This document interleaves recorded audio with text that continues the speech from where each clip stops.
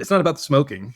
To your point, we're trying to map back to the identity of I'm a non-smoker. It's not I'm giving something up. It's I'm becoming someone different that has nothing to do with smoking. We're back at it on the SuccessFlow podcast, and we're talking one of the most foundational laws today, laws of gravity, like specifically the moon, behavioral gravity. Oh, behavioral gravity. Yeah, gravity works. Great topic. Yeah, you floated this one by, and I was like, oh, we're talking about gravity, like Armstrong, SpaceX. Oh no, we're talking about the stuff that pulls us back to the things that we may not love, and also the flip side pulls us towards the things we do love, and it's all about developing that behavior, that habit, that intention. Yeah, and I think it's everything that anchors us, right? So with this concept of behavioral gravity, you're, as a real-time example, you're sitting there, you're already 3 or 4 scrolls deep. I don't know if you've ever been here on social media, and you realize you are scrolling, and you realize you don't want to be, but you continue to do it. Maybe another 5-10 minutes, and you realize it's happening, and you are just anchored into this. I mean, you could call that addiction or whatever, but you know that you are just anchored into this vice of scrolling, and that's just one example. But even though you realize you're doing it in real time, that behavioral gravity is already in place, and you are, unless you can change your state really quickly and have that discipline, you're not going to shake the frame. So I think that's a really good example of like the environment that we live in, meaning we weren't always like that. Like we didn't always need this format. It came like, that's the environment we live in. Social media came out, said, okay, this is how we can get people to stay on our platform. We just keep doing this short dopamine, boom, boom, boom, boom, boom. And obviously there's lots of studies of why people love short dopamine rushes and all sorts of vices. But to give you another example is like when you're watching Netflix and you're watching a show and the show ends, and then before the credits are barely even begun, 5 seconds later, the next episode's already starting, right? They just it just keeps you hooked and keeps you going. I don't know how many times we've started a new show, and then all of a sudden, next thing we know, we're 4 hours later, 4 episodes into something, and we're like, Jesus, where did the night go? And it's the same thing with scrolling. Like 5-10 minutes goes by in a blink.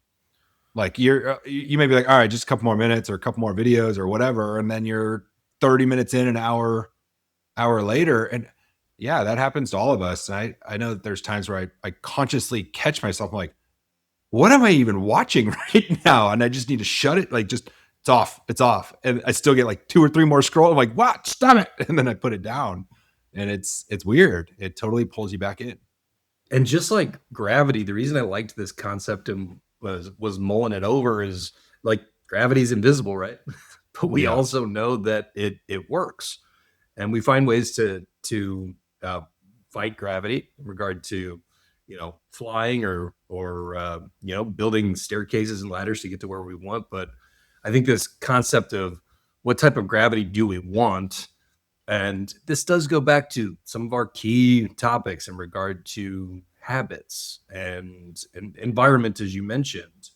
But how can we make it present and have a better tendency for our mind to return to a consistently traveled path that we want to, not being subject to our impulses or that, some of the more negative behavioral gravities, I guess. It's a double-edged sword. Yeah. I think one of the best ways you can figure things out and kind of make things, I don't know, not so default. I feel like our environment, we just have these defaults that we just constantly we just default to this. Like this is just what we do. And there's the routine, and you can't really change that. But I think if you just really try your hardest to just act on the prompted thought that you have to do something different than you normally would, every time it pops in your head, like try and do something different. But that's the hard part with this behavioral stuff, is like a lot of it's happening unconsciously. You're not even realizing you're doing it until you realize you're doing it. And you're like, wait, what the heck was that? Okay, I need to bounce out of it. But change is just so hard for so many people, like even like businesses or vendors or anything that you're doing. It's like, if it's not broke, don't fix it. But it requires so much more effort now versus if you would have made that change, it would make your life a little bit easier. You can build that into a health and wellness piece where like yeah, you might feel good now eating pizza and drinking beer and like all this stuff, but like when you're 50 or 60, you're not. So you have to have the awareness of that. Even though you keep going to your defaults of unhealthy habits, you've got to change the course of your life to be able to go to those healthy habits. And so you have to break that gravity. You got to take the leap and try and break that gravity, that pull towards the defaults that you've always had throughout your life. Agreed. And I think that another metaphor that works and is spot on that I love for the meditation stuff, right, is our neural pathways and how they're grooved. And we are grooved in regard to behavior, tendencies, etc. But those neural pathways are fluid. So one of the best metaphors that I heard about meditation is like if you imagine a ski slope and you're going on your day-to-day routines, your habits, your behaviors. It's like those ski paths that are lines in the snow. Those are similar to our neural pathways that are grouped, that is built on repetition. And that's really the key here is this repetition that creates the gravity. But with like meditation, being able to sit and settle and kind of is a way of bringing more snow down to smooth out the surface. So then you can put in new snow paths, ski paths down your brain that you want to change behavior. So that kind of ties right in regard to gravity and grooving and really reworking our behavioral kind of operating mode. This thing that I talk about called your thought prompt filter to like make change. And when you have these thoughts that it goes, should I, would I, and could I? So the first question, the first filter is when something comes into your brain and you're like, should I do that? If it's a resounding yes, you should. Like that's a no-brainer. You should do that. Like you need to deviate from what you're doing now and you should do this.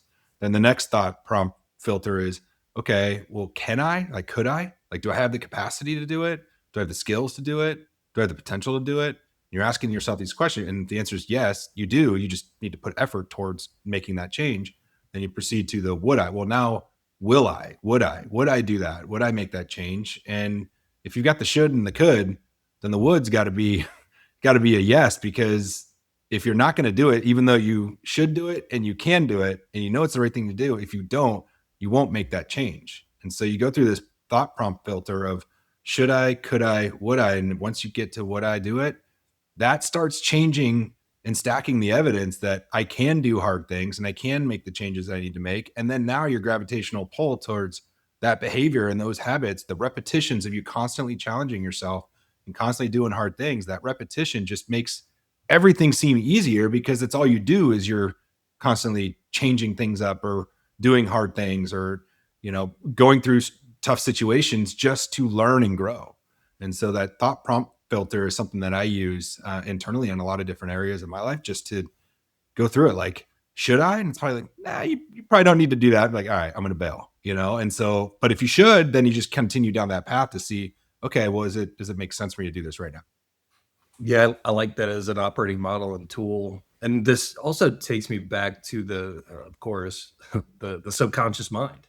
When we talk about, I feel like that is what this behavioral gravity is. And like Carl Jung states, what operates below our awareness is our unconscious material. And it's the work of making that root system, those root um, triggers or that root code of our behavior, dragging it into the light, if you will, and exposing why you're behaving that way so you can rewire it. So you can change your behavior. I think that's what you're doing there is like, okay, stop. Let me take a zoom out a little bit. Let me look at this on the decision I want to make. How does it map toward the outcome I'm looking for? And creating that space, it's kind of back to the Zen, the mindfulness is the space between trigger and response and being able to kind of adjust your behavior in real time. Yeah. And a lot of that adjusting your behavior is like, what is the identity you want to create? And who do you want to be? When we're on our deathbed and we make it to heaven and we get to meet the person that we were supposed to be, and you shake that person's hand, you're like, damn, I didn't even come close. This is what I was supposed to become. This is what I was supposed to do. And I didn't because I stuck. I was stuck with just my defaults and didn't make change and didn't try new things and didn't challenge myself on purpose. And so creating that identity to, for example, if you're, wanted to do a race or something, you want to start running 3 times a week. instead of saying, I'm trying to run 3 times a week, I'm gonna do this, I'm a runner. That's what runners do. And you just have this identity of I'm a runner. So yeah, I'm gonna go run because I'm a runner, instead of I'm trying to run 3 times a week and I'm trying to, so it may start that way, but the more times you start changing your mentality and your identity to I am these things, then you just become those things, and you're changing your behavior. And now the gravitational pull is towards getting outside and putting your running shoes on and getting outside and logging the miles.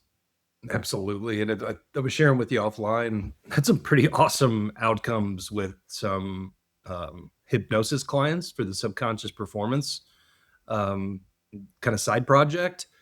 And it's in an area that I didn't plan or train to specifically target, but it's there've been a couple serious smoking cessation clients that have quit the habit after only one session. And so it's maybe go down the rabbit hole of it's not about the smoking.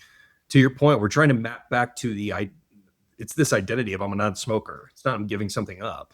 It's I'm becoming someone different that has nothing to do with smoking. And it's always even though that is the habit that we really want to change, it's not the root cause. And it's not a character flaw. Like oftentimes it's loneliness, a gaping hole, and oftentimes a self-worth issue that is driving that behavior. And this idea of behavioral gravity, addiction was a big portion of some of the research I was doing. And some of the stuff with Gabor Mate, it's like, don't ask about why the addiction, but why the pain. Yeah. And the concept of coping. And I think that this is you probably know more about this with the young guns running around, but I've heard the term cope from kids lately. Oh, he's coping or cope much or oh dude, I'm so far out of the I don't even know. Am I. I'll have to ask. I'll ask them what it is. Their first day back to school was today, so I'm sure there's a whole new slew of words that we're going to learn this year. But going back to your hypnosis, like talk about that a little bit. So what are some of the strategies? Like what did you go through to help someone break those behaviors? Because that's, as an ex-smoker myself, I wasn't like smoking packs and packs of cigarettes for decades or anything, but I smoked in college, and then I would have cigars for a long time. And then I quit completely cold turkey. I haven't had anything inhaled for over 5 years after all the health issues that I had with some things going on back then. Crazy. That was 5 years ago. Yeah. It was 2021. And for me, it was more so boredom. And that's kind of how I treated alcohol too. Like I was bored. It's like, I'll just go out and have a cigar and a drink or something. Yeah. It wasn't like I loved it, but it was, but that is coping. But then it's coping. Then it became the habit. And then I was like, well, it's the default now. Now I just do this at night on a Tuesday. And, anyway, so talk to us about the hypnosis piece. Like, what do you do to tap into that? And after one session, it's pretty incredible. Yeah, and it's all of them, right? It's all the client doing the work, just creating a space to guide them and have a conversation with their subconscious mind. And again, back to relaxed focus is really what we're trying to do to examine the problem and the underlying behavior. And so the process I use, and it usually almost always goes off script. I can write these scripts out after doing kind of a discovery call and see where they're at. But the first half of the session is really conversational. Once you ask your subconscious mind, we're asking permission from the subconscious mind to make lasting change and to expose these areas that are in the shadow. And so that's the first half. And it's like asking yourself a question, giving it some time, and just see what your subconscious mind responds with. It's really incredible. Yeah. If you just wait and ask a question, deep down there, if you are relaxed enough, you'll get an answer or a direction. And then as we bring that to the surface, and it's kind of coming up to the conscious mind, you then get into more of a guided session to where you release using the breath and making a visualization and a metaphor to feel where it's at in your body and release that emotion and reframe it in your mind from an identity perspective. And so it's kind of split up in two halves like that. It's seeming to, this is training that we did with Dom, friend of the pod, got certified with Dom doing it. But this kind of half and half mode is really having some awesome effects. I'm looking forward to seeing where it goes. That's awesome, man. You reminded me of where you just kind of sit tight and let them find the question or find the answer without asking the question. Speaking of Netflix and kind of just the next episode starting, this just happened. There's a show called The Residence, and it takes place in the White House, and there's like a murder, like the chief usher the guy who, so I didn't know this actually, in the White House, like where the president sleeps and like where the family lives. There's a whole staff that stays there forever. They don't change out with each president that comes in. Yep. So, but so they have the chief usher who manages the residence. Chief usher he's murdered. And so the detective, Cordelia Cupp, she's awesome. It's all a fictional story, but she's awesome. She comes in and she's now interviewing all the people that were there. And it's kind of like you'd love it. It's kind of like Clue in a way. It's like a murder mystery type show. Anyway, there's a guy, the first guy she comes in, he goes, okay, so now what? She just stares at him, doesn't say a word, just keeps looking at him, doesn't say a word. And he's like, okay. He's like, if you're asking me if I had anything to do with this, I didn't. Still no emotion, no response, no facial expression, no nothing. And then all of a sudden he's like, okay, well, I'm about to go. And like, he couldn't help himself. And all of a sudden he goes, you probably want to know about this. And then he like went on to say, you know, what he was doing or like what he saw and where he was. And he goes, but wait, did you ask about this? Did you want to know about this? And he keeps going and she hasn't said a word. And so I bet you, like, just hearing you and your hypnosis, like getting people to just tap into their, like, they'll come out with it. They'll be able to figure it out if you can sit with silence, maybe ping with a question or two that gets some thought provoking stuff. But then just, you know, I'm sure you're just quiet. You're just letting them figure it out. You're bang on. It reminds me of the conversation that you had. I remember when you and I really hit a moment in our friendship, and it kind of went down this path. It was before Gento, but we were up at the fantasy cabin, for lack of a better term. First of all, that's what we call our. Paula and my in-laws all still rip me out. I can't say it now without thinking about how weird it sounds. Every year we go to the fantasy cabin with about 12 dudes. And we just have a great weekend. And you and I were having a late night heart to heart. I think it might have been a cigar, but we were chatting through, and I was talking about how I think at that time, like, you're a really good compartmentalizer, which kind of served us both. And I think that this is kind of a human, or definitely a dude go-to, just stuff that down. Like, just if something comes up that's bothering us, that's hurting us, that's frustrating us, we just tend to stuff it down or put it in a place where we can deal with it later. And I think, and I feel very, very, my personal belief is that really is the beginning of dis-ease. Like, when we look at the word disease and health problems, that is energy that we are not processing. And I'm the number one perpetrator, used to be, of just let's move that here or push it down here or avoid it, right? That's back to the coping of avoidance. Most of our problems can be helped by just letting it come up, like sitting with it. It's uncomfortable, but like just feeling through it. And it's amazing how quickly it dissolves. And that is a much better strategy, I've found, than regard to just stuffing it somewhere and leaving it open as an open loop. Yeah. But it's going to manifest into something much more serious down the road. Yeah, I remember that conversation. There was definitely cigars involved. And I have grown since then. A lot of the stuff that truly would rattle somebody or bother somebody, like I'm able to get that out primarily with Kimberly. Like, she's the one that knows all and understands me the most.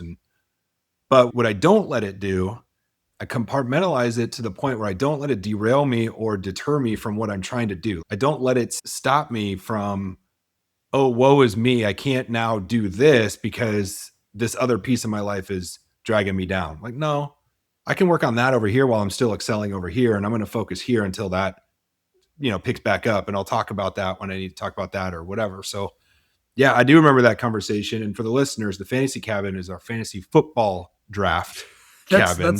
I guess football is an important word.